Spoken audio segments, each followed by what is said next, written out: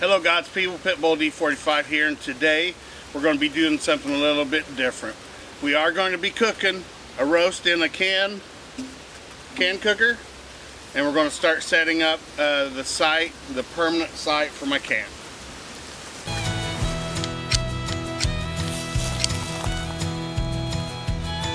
In the backwoods of Indiana, adventure meets a feast for the ones who know where to go when it's time to eat.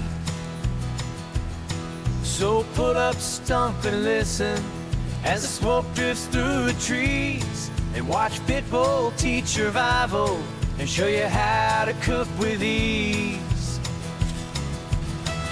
Alright, so we have our can cooker here, and we don't have the trivet that's supposed to go in here, so we're going to just put 4 rocks down, and we do have this little grate that we cook on.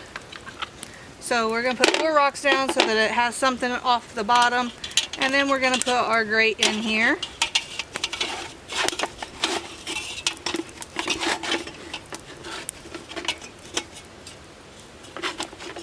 Like so. That way it has it up off the bottom. Today we're going to do a pork roast. So I got our rump roast. I'm going to go in. And then we're going to add some water.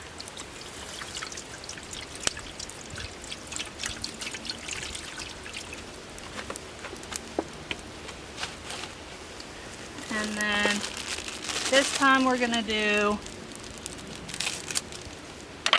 baby carrots.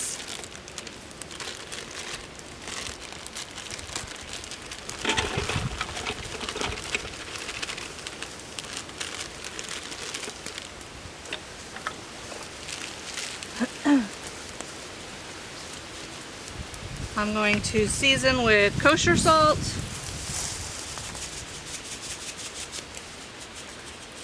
Just want to make sure that your roast is good and covered, especially with it being on just the one side.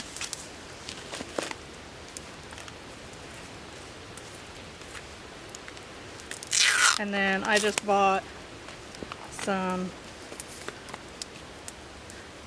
ground pepper that was in a seasoned thing instead of bringing out my big one. And then we haven't been liking garlic powder a whole lot here lately, so we're going to try a little bit of ranch seasoning in it just to see if that's a little bit better on our seasoning for us for a little bit. We're going to do some green beans.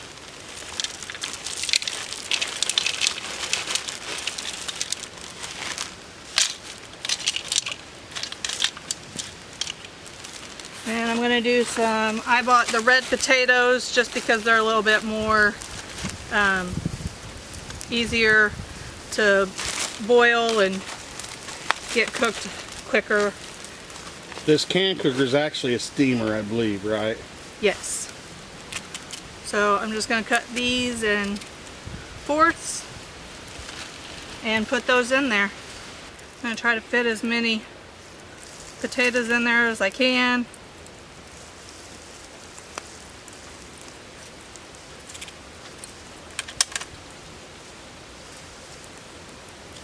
Maybe able to get one more in there.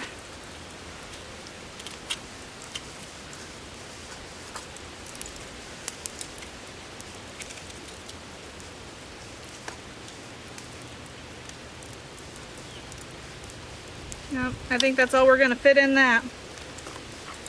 And we'll put the lid back on it. Maybe. Well, it presses it down as well, so. And there you go. Alright, you guys just watched me get it all ready, so we're just going to stick it right here on the fire and on these coals and let it do its job. For how long? We'll probably check it in about an hour or so. We gotta give time for that meat to steam and those potatoes and carrots to get done. So we're setting up a ridge pole, hopefully to save on cordage. And I used this. So this is a 2-liter bottle that has been shredded into cordage, and so I wrapped it around there. And the cool thing about this is you can treat it like shrink wrap. So I'm going to just heat it up, and it should tighten up.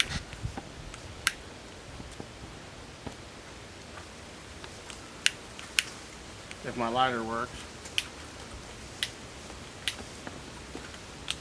First time my lighter's not worked. But I got a backup. It's not as good.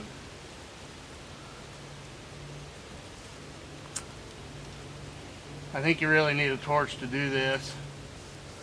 I might get a stick on fire and do it, but you guys get the idea. This stuff starts shrinking and it will tighten up to the trees.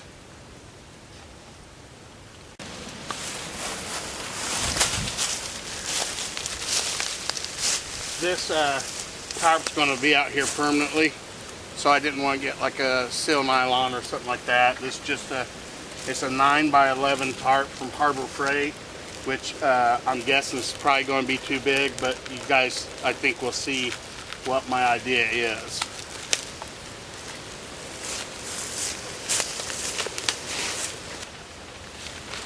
One thing I like to do with these types of tarps is the grommets that I'm going to use, I will reinforce with Gorilla Tape.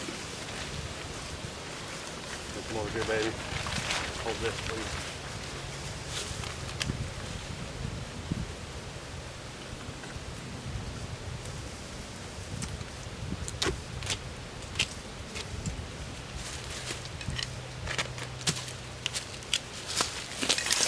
I don't want that burning.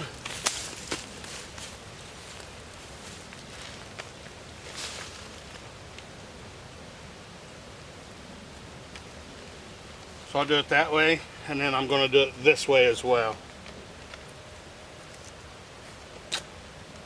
And then when you're done, you poke a hole in the grommet, and it does add quite a bit of strength to it, especially if you put multiple layers on it, going different directions. So just like that. We're going to do probably all the front ones and 3 of the back ones. Now the ones in the middle you can't wrap like you can the corners, but you can double over, and then for the other direction just lay one on top and one on bottom.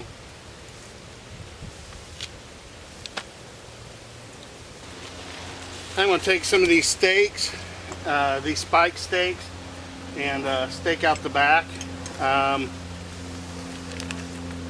Camera Girl got these from Harbor Freight.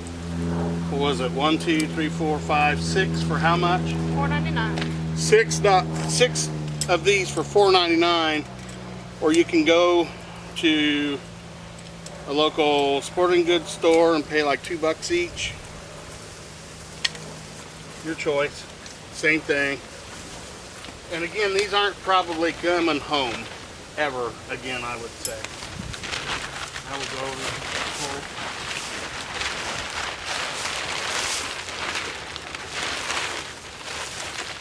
That's not bad. Go ahead and hold tight. So my thought, guys, is I want to tie this up like this. So we have some overhang, and then if things got real bad, I could drop it down, and tie it down like this. And if bad weather's coming this way, and if I'm in the very back, I'm still good. So we're gonna get this done, and we gotta poke the holes in the front.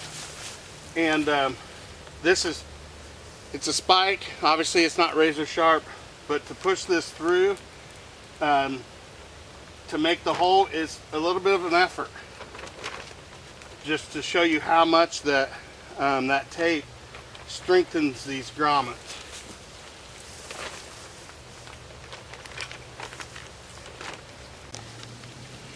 these tarps always have an extra grommet on the packet. So I'm going to take my Gorilla Tape and attach this grommet like this so I can tie the back out to this tree.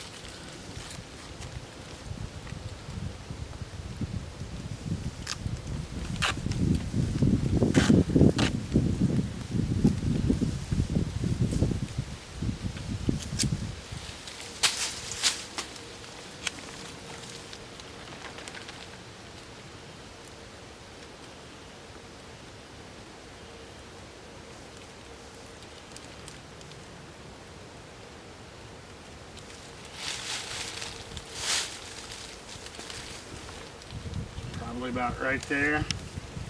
And then I'm going to bring another piece on this side, and that will be a tie out grommet. There shouldn't be a lot of pressure on that, but this Gorilla Tape's super tough. So again, it's not going to rip.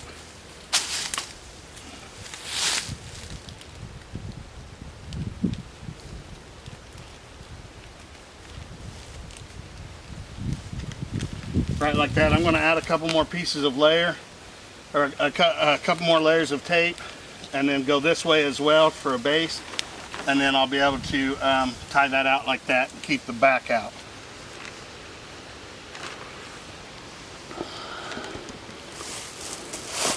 There you have it, guys. You easily fit 3 people, 4 people under that thing. If you really liked each other, probably more than that. And again, I did it like this for multiple configurations. And I'm not sure that this ridge pole is going to stay. I might have to put a ridge line, which is okay. Again, I was just trying to use what I had and not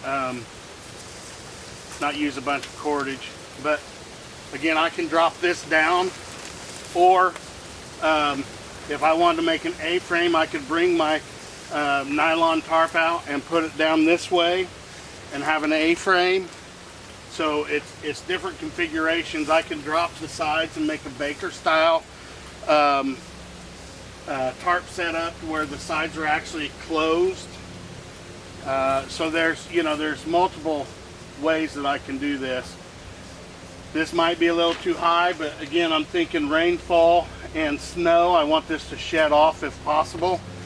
And I realize I'll probably have to put a support beam right here going down before that holds any snow. But we used bank line and a $10 tarp from Harbor Freight and some Gorilla tape. I think it's pretty decent.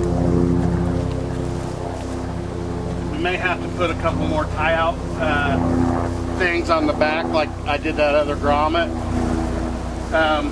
You don't have to have a grommet to do that. You can just double over Gorilla Tape and then poke a hole in it and layer that bad boy up like that. But the grommet just takes some of the stress off the tape, and the tape takes the stress off the grommets up here, just reinforces it. What do you think, Ma? It's good. High. Well, I don't have to want to go up. Let's just put around once.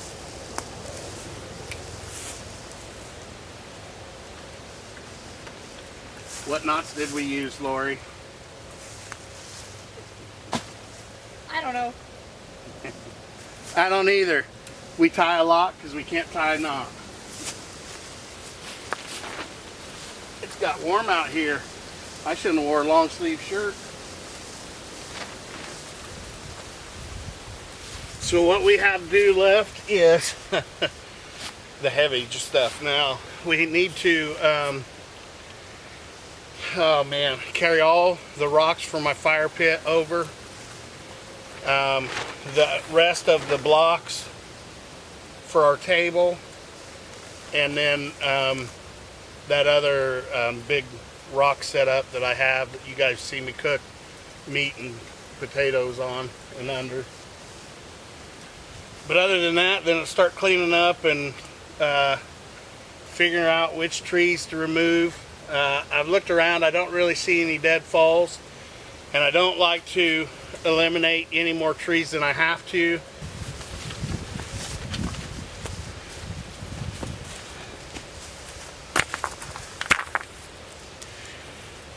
I don't know, I gotta figure out how I want to do this.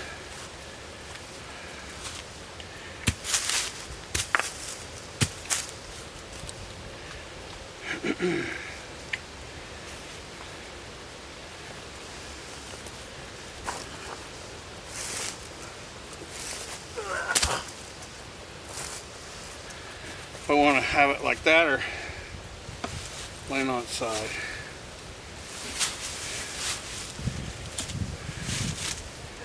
There, so you don't. If you build it that way, then you can just build around it. Yep.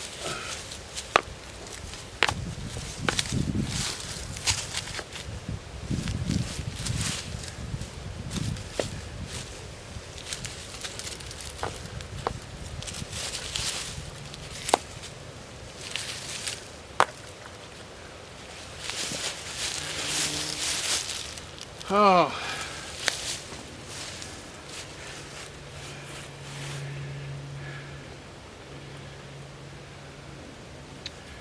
I don't know.